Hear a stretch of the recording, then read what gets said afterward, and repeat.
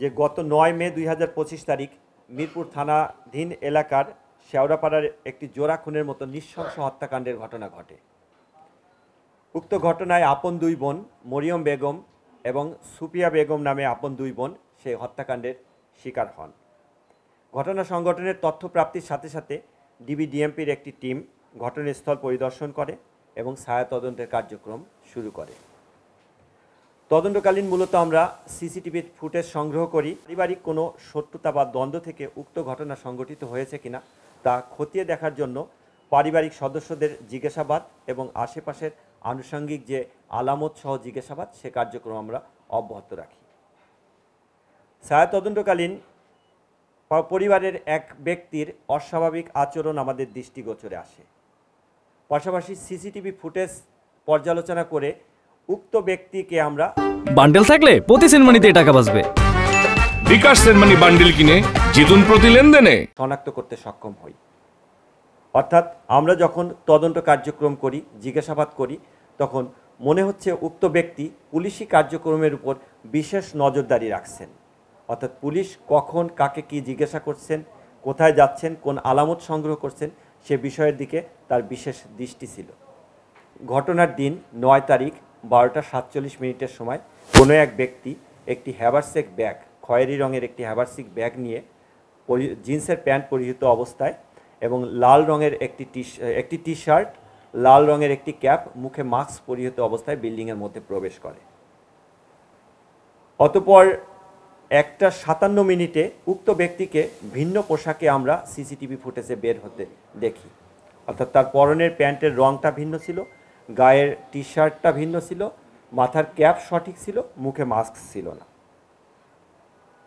তৎপরবর্তী আমরা যখন নিশ্চিত হই যে উক্ত ব্যক্তিটির নাম গোলাম রব্বানী খান তাজ, সে 14 থেকে 15 বছর বয়সী একটি শিশু এবং সে উক্ত পরিবারের আর এক বোনের, অর্থাৎ যে দুই ব্যক্তি মারা গিয়েছেন তাদের অন্য এক বোনের ছেলে। তারপর আমরা মোবাইল সিডিআরের মাধ্যমে তার অবস্থান শনাক্ত করে আমরা জানতে পারি যে সে পারিবারিক জানাজায় অংশগ্রহণ করার জন্য ঝালকাঠি জেলায় গিয়েছে।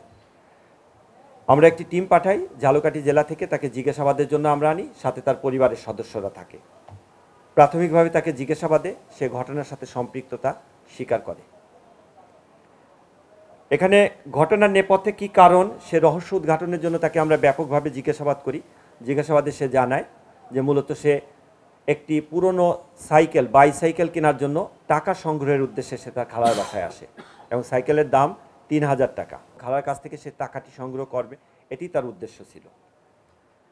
সে উদ্দেশ্যে খালার বাসায় এসে যখন প্রবেশ করার পর তার খালা, সে একা এসেছে না সঙ্গে তার মা এসেছে এটি জানতে চাইলে তার মা পরবর্তীতে আসবে মর্মে সে তার খালাকে অবহিত করে। সে তার খালার বাসায় যাওয়ার পর খালা যখন তাকে লেবুর শরবত দিয়ে আপ্যায়ন করার জন্য ডাইনিং টেবিলে চাকু দিয়ে লেবু কাটছিল এবং অন্য আরেক খালা আরেকটি রুমে হাঁড়ি পাতিল এগুলো ধোয়া মোছা করছিল, ঠিক এই মুহূর্তে সে তার খালার লিভিং রুমে ঢুকে সেখান থেকে খালার মানিব্যাগ থেকে টাকা চুরি করে। টাকা চুরি করার ঘটনাটি তার খালার চোখে পড়লে তার খালা যখন টাকা চুরির বিষয়টি তাকে চার্জ করে এবং তার মাকে বলে দিবে মর্মে তাকে জানায়, তখন সে দিক বিদিক হয়ে ডাইনিং টেবিলের এখানে এসে ওই চাকু দিয়ে তার খালার পেটে আঘাত করে। খালার পেটে আঘাত করার পর খালা চিৎকার করে এবং তার কাছ থেকে বাঁচার জন্য যখন তাকে ধাক্কা দেয় তখন সে উপর্যুপরি আরও কয়েকবার চাকু দিয়ে পেটে আঘাত করে।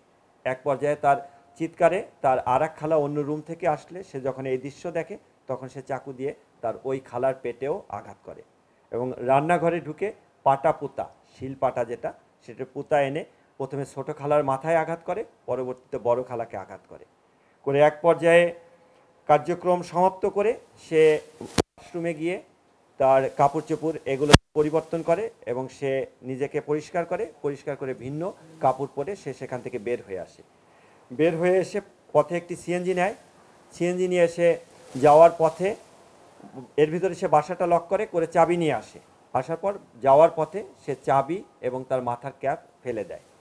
তার বাড়ি শনির আখড়ার ওখানে একটি shopping mall, eastern shopping mall, সেটির 3 তলায় মসজিদের ওয়াশরুমে সে যায়, গিয়ে তার রক্তমাখা কাপড় চোপড় সে ওইখান থেকে যেটা নিয়ে আসে এটি সেটার ভেন্টিলেটর দিয়ে বাইরে ফেলে দেয় মর্মে পুলিশের কাছে স্বীকার করে। অতঃপর সে বাড়িতে গিয়ে তার রক্তমাখা স্যান্ডেল পরিত্যক্ত একটা বাড়ির সামনে ফেলে দেয় মর্মে স্বীকার করে। তার স্বীকারোক্তিমূলক জবানবন্দিতে আমরা রক্তমাখা তার প্যান্ট, শার্ট এবং জুতা এটা উদ্ধার করি। আর ঘটনাস্থল থেকে আলামত হিসাবে চাকু, পোতা এগুলো সহ আরও বেশ কিছু আলামত জব্দ করা হয়েছে। এ বিষয়ে একটি নিয়মিত মামলা রুজু হয়েছে। তার খালাতো বোন অর্থাৎ মরিয়ম বেগমের মেয়ে নুসরাত জাহান মিষ্টি বাদী হয়ে একটি মামলা রুজু করে। উক্ত মামলায় তাকে গ্রেপ্তার দেখানো হয়েছে এবং তাকে যথারীতি আইনের আওতায় সোপর্দ করা হয়েছে। আর অন্য মামলার কার্যক্রম তদন্তাধীন আছে।